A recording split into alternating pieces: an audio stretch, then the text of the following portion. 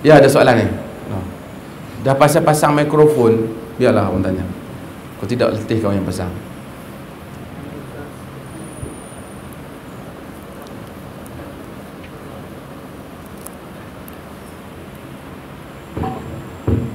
Assalamualaikum.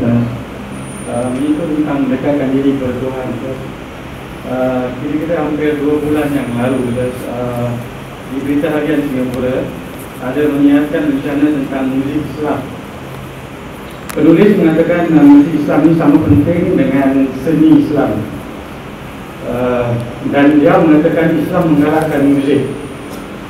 Saya bertanya di Facebook beliau apakah yang dimaksudkan dengan muzik Islam. Dia menjawab apa muzik yang mendekatkan diri kepada Tuhan. Jadi pertanyaan saya, apakah benar Islam menggalakkan muzik, dan adakah nas yang menggalakkan muzik Islam? Dan soalan kedua, ini benar ada nas ini, apakah boleh menyucikan hati dan membersihkan jiwa? Kacau ni jawab ni. Okey. Pertama kita kena kita kena bezakan dua perkara. Satu nyanyian, satu muzik. Adapun nyanyian memang ada dalam hadis. Seperti mana hadis Bukhari, Jariyah yang menyanyi di rumah Nabi pada hari raya. Abu Bakar larang, Nabi kata da'huma ya Abu Bakar, biarkan mereka wahai Abu Bakar. Nabi benarkan. Anjashah yang merupakan orang yang bawa mencepatkan unta yang berjalan pada zaman Nabi, dia menyanyi untuk menyegerakan perjalanan unta-unta yang Nabi juga terlibat. Nabi kata mahlan ya Anjashah la tuksiril qawarir, pelan-pelan wahai Anjashah, jangan pecahkan kaca. Pasal isteri-isteri Nabi tak mampu. Bila Anjashah menyanyi tu lagu dia, dengan suara dia unta bertambah galak untuk berjalan pada waktu malam. Tu ke suara kan. Ada orang dia menyanyi unta terkejut. Tapi Anjashah menyanyi unta bertambah laju. Tapi Nabi tak komplain Anjashah. Bahkan Nabi kata jangan laju sangatlah bagi dia. Artinya baguslah, okey. So di sudut itu nyanyian tidak ada masalah. Walaupun ada orang cuba nafikan, nyanyian tidak ada masalah. Syair tidak ada masalah. Omar antara orang yang minat syair. Syair Zuhair bin Abi Sulma yang diminati oleh Omar. Siapa yang tahu mengaji Arab ni, Ustaz Fathur Rahman semua, tentang mu'allaqat as-sab'ah, yang tentang mu'allaqat, puisi-puisi Arab jahiliah yang baik. Dan kita tahu dan panjang cerita tentang bagaimana Zuhair bin Abi Sulma, dan kalau cerita lagi 2 ceramah tak habis. Okey. Saya dulu sastra Arab. Okey. Balik kepada muzik. Muzik satu benda yang berasingan. Tidak semestinya menyanyi mesti ada muzik. Mungkin menyanyi tanpa muzik. Bila ada orang keliru, bila dia nak haramkan muzik, dia haramkan menyanyi. Dan ada juga orang dia keliru, bila dia kata muzik tu boleh, dia gunakan dalil hadis tentang hak menyanyi. Hak tu kes menyanyi. Senang faham maksud saya? So kita tidak ada satu hadis yang jelas yang menyatakan bahawasanya muzik ini disuruh, tak ada.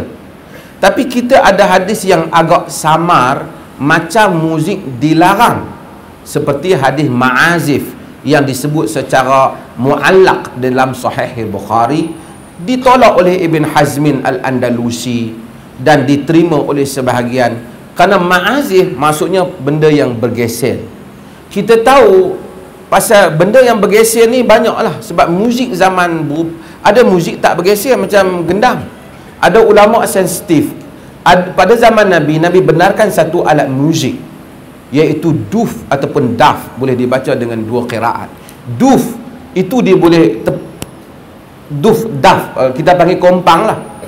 Dan sebahagian ulama straight, kompang tu pun kompang hak lepe. Kalau ekor dia panjang tak boleh, sebab dia begitu. Dan sebahagian lebih straight seperti Al-Albani, dia cuba kalau dipukul oleh budak-budak jariah, kalau orang tua pukul tak jadi. Itu pun saya fikir telah terkeluar daripada kerasionalan maksud maqasid agama, the purpose behind the ruling. Dia panggil maqasidus syariah.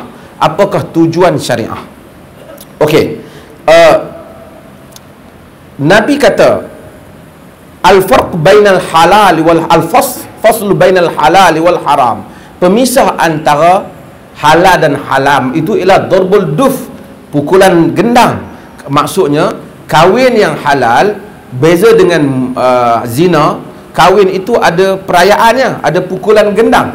Maksudnya satu alat muzik yang diizinkan. Kalau muzik tidak bergesel, ma'azif ni boleh jadi bergesel, sebahagian kata bertali, macam-macam. Tapi azafah maksud benda yang bergesel. Macam mana sekarang kita ada komputer boleh produce macam-macam muzik tanpa ada sebarang geselan.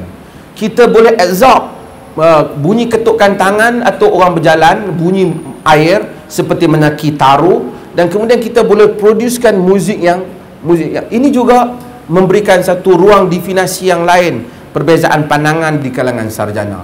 Ibn Hazmin Al-Andalusi terkenal sebagai seorang yang straight kerana dia terkenal daripada aliran literal zahiri. Biasanya dia akan mengharamkan banyak benda, tapi not dalam kes muzik. Mungkin di atas beberapa sebab. Sebabnya mungkin salah satu dia daripada Andalus. Di Andalus muzik dah berkembang. Kita kena tahu hospital awal ditubuhkan oleh umat Islam. Bimaristan, dia panggil dalam bahasa Parsi Bimaristan. Bimaristan itu ialah hospital yang ditubuhkan oleh orang Islam. Ditubuhkan di bawah kerajaan Baghdad dan ditubuhkan juga di Andalus. Dan salah satu cara untuk mengubat orang sakit, hospital orang Islam dulu, ni barat ambil daripada konsep kita, dia ada pokok macam-macam cantik, ada air, dan mereka masukkan elemen muzik supaya nak memberikan ketenangan kepada pesakit. Dan kita tahu salah seorang tokoh terkenal, Al-Farabi, dia anggap sebagai a great musician pada zaman dia, ahli muzik yang hebat. Dikatakan dia menguasai 70 bahasa sehingga mengagumkan orang yang mendengar. Dengan berbagai bahasa dia boleh bercakap. Dan apabila dia masuk ke dalam majlis, dia dicabar, dia main muzik. Sekali-kali pertama dia main, semua orang senyum. Dia main lagi, semua orang gelak. Dia main lagi, semua orang menangis. Dan dia main sekali lagi, semua orang tidur. Ceritanya lah, saya pun tak tahulah ceritanya, kan. Saudara pernah tengok, saya filem Sang Pencerah, Kiai Ahmad Dahlan, pengasas Muhammadiyah, kan. Dia kan suka main, bukan bongo, biola. Dia suka main biola. Dan kemudian menyebabkan sarjana ada pandangan yang berbeza-beza. Di kalangan ahli-ahli sufi, terutama golongan Maulana, Maulana ni merujuk kepada Ar-Rumi di Turki. Mereka ini juga menjadikan tarian muzik ini sebagai elemen kerohanian. Saya nak cerita logo background benda ni. Okey. Tetapi kita tidak ada bukti bahawasanya muzik boleh membangunkan kerohanian. Tapi ada tak experience yang menunjukkan muzik boleh menimbulkan kesedihan? Ya. Muzik boleh menimbulkan kesayuan? Ya. Adakah muzik boleh mendekatkan diri pada Tuhan? Tak ada nas lah. Tapi adakah muzik itu haram? Ini juga benda khilaf. Kalau dia haram, mesti dia ada illah. Illahnya apa? Adakah illah kerana dia bergesel? Kalau macam tu, macam mana kalau dia tak bergesel? Adakah illahnya kerana dia melalaikan? Macam mana jika dia tak melalaikan daripada solat? Kita dengar muzik, tapi kita macam mana kalau melalaikan? Bukan saja muzik, kita dengar burung bunyi. Dengar. Tuan-tuan tahu, di Singapura tak ada. Di Malaysia dulu zaman ni, sebelum Jepun, sebelum Perancis melanggar Malaysia. Tahu? Tuan-tuan, Perancis tak pernah langgar Malaysia. Okey.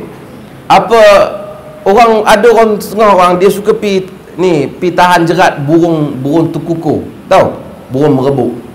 Dia pergi, dia pandai lah. Saya pun tak, saya susah nak buat burung ni, kena pandai.